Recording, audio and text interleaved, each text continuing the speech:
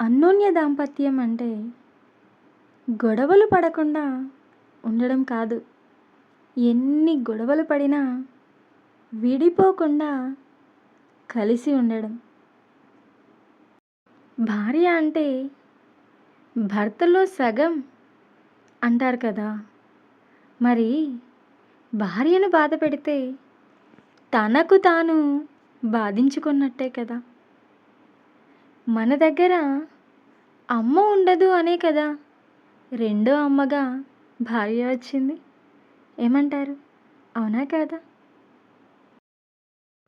తిన్నదా లేదా అని పట్టించుకోని భర్తలు ఉన్న ఈ రోజుల్లో నీవు తింటేనే నేను తింటాను అని తినిపించే భర్త దొరకడం అదృష్టమే కదా!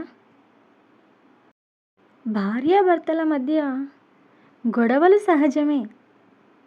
కానీ ఎంత గొడవ పడినా మరుసటి రోజు ఏమీ జరగనట్టు నవ్వుతూ మాట్లాడే భార్య, నవ్వుతూ మాట్లాడే భర్త దొరకడం జీవితంలో అదృష్టమే కదా! కంటికి నచ్చిన వారు ఎందరో ఉండొచ్చు. కానీ మనసుకు నచ్చిన వారు కొందరే ఉంటారు కదా! చెప్పండి. ఒక మూర్ఖురాలైన భార్య తన భర్తను బానిసను చేసి ఆ బానిసకు ఒక యజమానిలా ఉండాలి అని అనుకుంటుంది. కానీ ఒక తెలివైన భార్య మాత్రం తన భర్తను రాజును చేసి ఆ రాజుకు తను మహారాణిలా ఉండాలి అని అనుకుంటుంది కదా! ఇంట్లో ఎంతమంది ఉన్నా, ఎంతమంది ప్రేమను పంచినా భర్త పంచే ప్రేమ భార్యకి ఏదీ సాటి రాదు. దేనితో సమానము కాదు. ఏ భార్యకైనా తన భర్త సహకారం ఉంటే ఎంతటి కష్టాన్నైనా సులభంగా భరిస్తుంది. అవునా కాదా? చెప్పండి. ఒక మంచి భర్త భార్య కన్నీరు తుడుస్తాడేమో కానీ అర్థం చేసుకునే భర్త ఆ కన్నీటికి కారణాలు తెలుసుకొని మళ్ళీ తన భార్య కళ్ళలో కన్నీరు రాకుండా చూసుకుంటాడు. అవునా కాదా?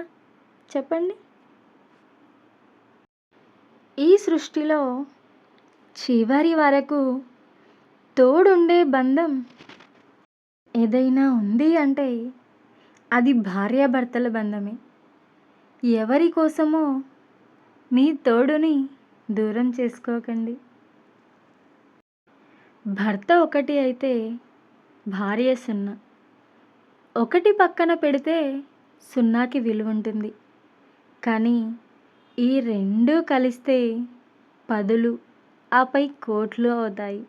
భార్యాభర్తల బంధం కూడా అంతే కదా! ఏ రిలేషన్ అయినా ఇద్దరూ కావాలి అని మనస్ఫూర్తిగా కోరుకున్నప్పుడే ఆ రిలేషన్ స్ట్రాంగ్గా ఉంటుంది. అదృష్టం అంటే అందం, ఐశ్వర్యం, ఆస్తి ఉన్నవాళ్ళు మన జీవితంలోకి రావడం కాదు, అర్థం చేసుకునే వాళ్ళు రావడం నిజమైన అదృష్టం.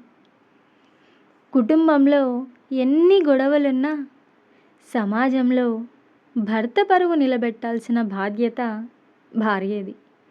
భార్యను చులకనగా చూడకుండా గౌరవించాల్సిన ధర్మం భర్తది. అవునా కాదా? చెప్పండి.